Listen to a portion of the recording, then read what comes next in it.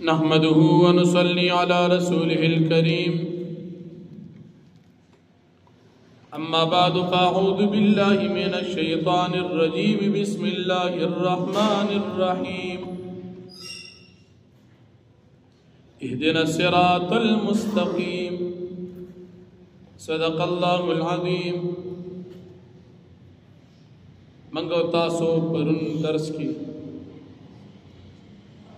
آمین په مسله کې د غیر مقلدین و بیان او دلائل او داغه مختصر جوابات ذکر کړي. نن زموږ استاد سبق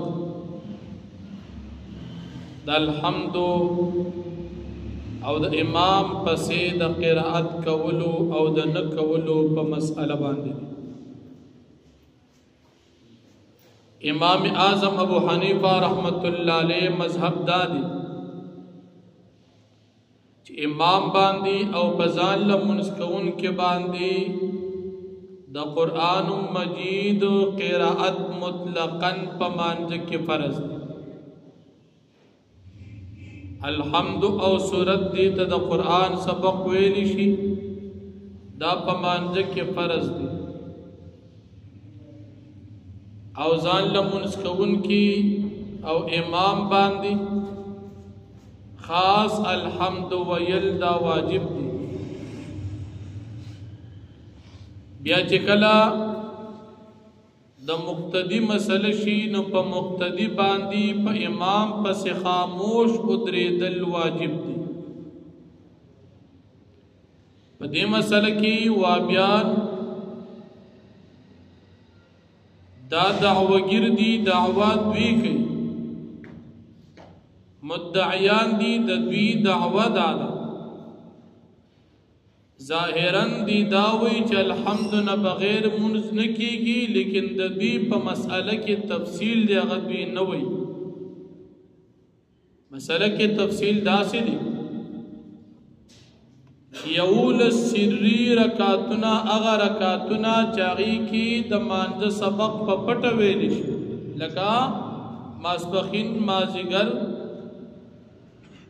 ما خام یو رکات او دو رکات د ماسختن پدی یولسو سری رکاتونو کې دوی وای الحمد ویل فرض او سورت ویل مستحب دی. الحمد فرض او سورت ویل ورسره مستحب دی په مقتدی باندې. او شپږ جهری رکاتنا چې سحر دعا ماخام دعا ماسوتن دعا پدې کې الحمد ویل فرض او د الحمد نه بعد سورت ویل دا حرام. دعوا دا شو چې پس منځونه کې الحمد او سورت بدواړه وي پس منځونه کې به الحمد او سورت دواړه نه بلکې صرف الحمد وي. او بیا دوی وی چې بغیر د الحمد نه چې چا منز وکړه دا منز باطل فاسد اړو شوی نه دی.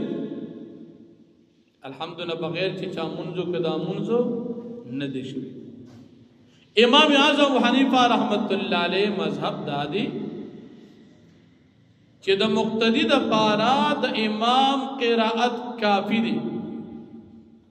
امام چې په مانځه کې الحمد او سورت وی نو د مقتدی د پار عمدہ دی. مقتدی تا د نوی الحمد و سورت ویل ضرورت نشتا. کاغمون جهری دی کمون سری دی خوچ امام پس ادریگی نو امام قرائت د مقتدی د پار کافی دی پا مقتدی باندې نور قرائت کول نشتا. او پا امام پسی د مقتدی د پار قرائت کول مکروه تحریمی دی. امام پسی ادری دی او تا الحمد زان لوی یاد صورت بھی نو دا مکروہ تحریمی دی. امام پسی بسبق الحمد و صورت نوی دا خاموش ادری دل ضروری دی. نو پدی مسئلہ کی منگو تاسو با دو قسمت دلائل امام اعظم ابو حنیفہ رحمت اللہ علیہ دا مذہب وایو.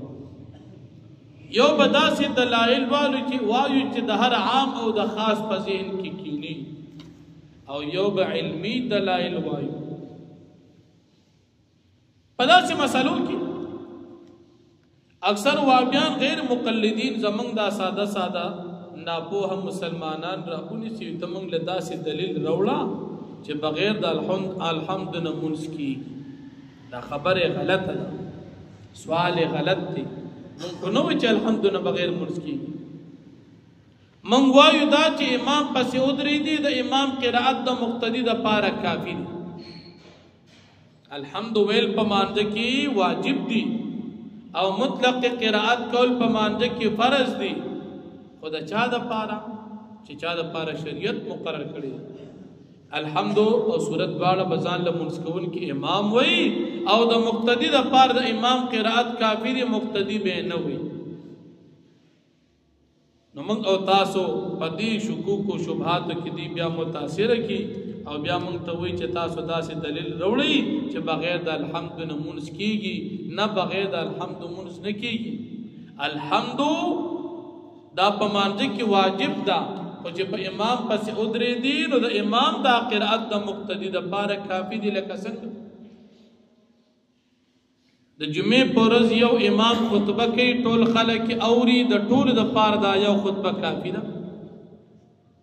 جمعې پر امام بیان کوي، امام خطبه وایي، مقتدیان نه وایي. د امام خطبه د مقتدي دپاره کافي دي. د مؤذن اذان د مقتدي دپاره کافي دي. صرف یو سړی اذان کې ټولې نه کوي.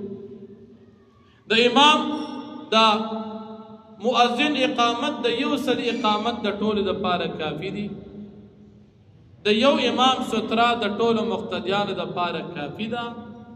چې دغه د ټولو مقتدیان دپاره کافي دي، خو دا مونځ دا سبقم الحمد او سورت د مقتدیان دپاره کافي دي. دا مثال اوس برا شو د دوی داسې دعوا چې په 11 سري رکعتونو کې الحمد ویل فرض، سورت ویل مستحب، شپږو جهري رکعتونو کې الحمد ویل فرض، سورت ویل حرام، او بغیر د الحمد نه مونځ باطل او فاسد او داسې مونځ اړو کېږي نه چې الحمد پکې نی ویل شي. دا د دوی دعوا.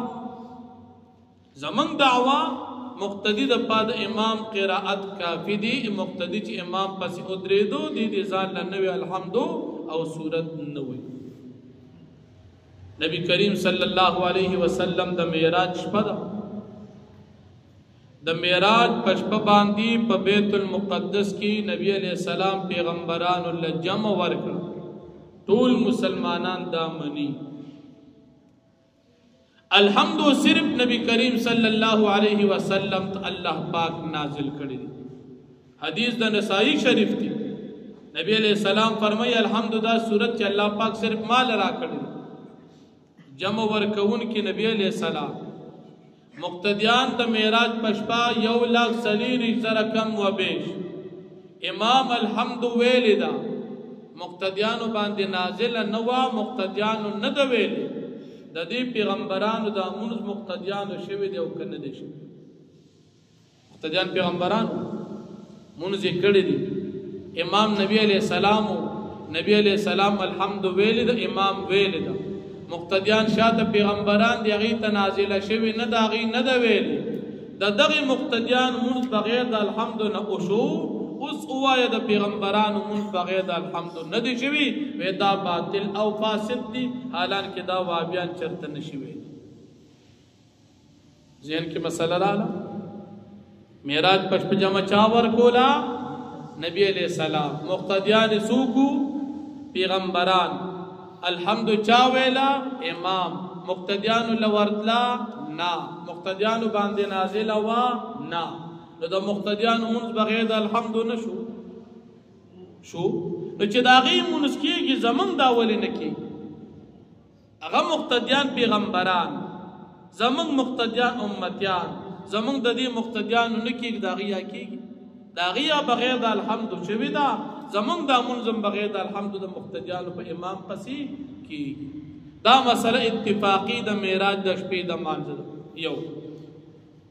دویم نبی کریم صلی الله علیه وسلم حدیث د بخاری شریف دی. رستو په دلیل کې راځي یو ورځ جمع ولاړ د نبی علیہ الصلوۃ والسلام رکوع ته ټیټ شو او یو صحابی دا غنوم دی حضرت ابو بکر رضی اللہ عنہ دا حدیث دا بخاری شریف تجل اول صفحه 180 چې څنګه نبی علیہ السلام رکوع ته ټیټ شو صحابي وکتل چې دا خو جمع رانه کیږي زر په منډه منډه راغی سر ته را رسېدون وړاندې به سر ته ټیټ شو رکوع کې ودرېد رکوع کې نبی علیہ السلام سره شریک شو کله چې جمع وشوه نبی علیہ السلام تپوس وکړه لکه دا منډه چا والی ابو بکر رضی اللہ عنہ فرمایل چې ما رکعت را نه کېدو نو بزر مې منډه واله پر رکوع کې تاسو سره شریک شو نبی کریم صلی اللہ علیہ وسلم او فرمائل زادک اللہ حرسا ولا تعد اللہ دستا دا مانز شوق نورم سوا کی خدا سکار بیا مکو اس ددی ابو بکر رضی اللہ عنہ منزو پر رکوع کی امام سر یوزے شو مقتدی امام سر کم جے کی یوزے شو پر رکوع کی الحمد تینا تیرا شوی دا ذکر رکوع خراجی دا الحمد نرستو او نبی علیہ السلام تی منزشی دوبارے مکو د دوباره مونږ وتاونه چې تا خو الحمد نه دی ویل استاد مونږ نه شي لہذا فاسه مونږ بیا وکړه آیت د دې مقتدی مونږ د بخاری شریف د وینا مطابق بغیر د الحمد وشو نو زمونږ د مقتدی مونږ بغیر د الحمد ولې نه کی دوشو ذهن کې راغله دریم حدیث د ابن ماجه شریف تی امام طحاوی سے ذکر کړي ټول د حدیث کتابون راخسته دا نبی کریم صلی اللہ علیہ وسلم مرض الوفات تی نبی علیہ السلام چکم بیمارے کی وفات کی پدی وقت نبی علیہ السلام حکم بی بی توقع عائشہ صدیقہ رضی اللہ عنہ تا چو ورشا او بلار تا اوائے چے جمع ورک ابو بکر صدیق سیب جمع تا اولان دیشو چے جمع تا اولان دیشو نبی کریم صلی اللہ علیہ وسلم لگن تی طاقت بیا مند چی منزلت لیشم دا دو صحابہ کرام پا سہارے سر را روان شو نبی علیہ السلام دے صحابہ راوستو ابو بکر صدیق رضی اللہ عنہ سر خواہ کے کینو خپی ازان پا سراق کی گرزی دینا شو دا اخیرنے ورزید نبی علیہ السلام دا جن دی دو صحابہ کرام پا سہارے سر راغی ابو بکر صدیق سے پتہ لگی دلا اغرستو شو او نبی علیہ السلام دید امام پزیب باندے کینو نو پدیزے کی بیا حدیث ابن ماجہ طحاوی شریف دی حدیثوں کتابوں کے دارازی کہ نبی علیہ السلام دا اقا زین سبق شروع کو کہ کم جے کہ ابو بکر صدیق سے پری خودو نبی علیہ السلام کم زین شروع کو کم جے کہ ابو بکر صدیق سے پری خودو اقا زین نبی علیہ السلام شروع کو اس دا دین اولان دی سبق دا نبی علیہ السلام نشوی دی دین اولان دی سبق دا نبی علیہ السلام نشوی دی ابو بکر صدیق سیب دی وقت کی مقتدش دا دین اولان دی امام او نبی علیہ السلام چکل نیت تلو نو پا دی وقت کی امام نو اقتدائی ابو بکر صدیق سیب پسیو کا فاغرستو شو نبی علیہ السلام دا غی پزے کی ناست اس دا نبی علیہ السلام دا زندگی اخیرانی منز بغیر دا الحمد نخوشو ولی چو بکر صدیق سیب کے ویلے وا نو نبی علیہ السلام نا آغا الحمد وشوکا نو بغیر دا الحمد دا نبی علیہ السلام دا زندگی اخیرانی منزو شو نو زمان دا مقتدیان منز بغیر دا الحمد ولی نکی ندام تاس تدری دلائل آسان انداز ہوئی یو دا معراج دا شپی منزو مقتدیان پیغمبران نبی علیہ السلام امام مقتدیانو الحمد ندویلی داغی منس شوی دی حدیث دا بخاری ابو بکر رضی اللہ عنہ دا سے وقت راغی چی رکوع تا نبی علیہ السلام چن شوی اگر رکات اگر منز نبی علیہ السلام وی شوی دی زمان دا مقتدیانو منز ولی بغیر دا الحمد نکی گی او دریم دا نبی علیہ السلام دا مرض الوفات منز چی نبی علیہ السلام راغی اگر زین سبق شروع کی چکم جکی ابو بکر صدیق سے اپری خودو اگر سبق دا نبی علیہ السلام بغیر دا الحمدنا اخیرانی منز اوشو زمان دا مقتدیان منز بغیر دا الحمدنا ولی نکی گی معلوم دا شوا پا مقتدی بان امام پس خاموش و دریدل ضروری او دا مقتدی دا پار دا امام قرآت کافی دا دی وجنا مقتدی بزان امام پس قرآت نکی دا مونږ او تاسو مختصرا درې دلایل وی مزید به ان شاء الله وایو الله پاک دې مونږ او تاسو ته په خپل مذهب عقیده باندې استقامت نصیب کړي واخر دعوانا الحمدلله رب العالمین الحمدلله رب العالمین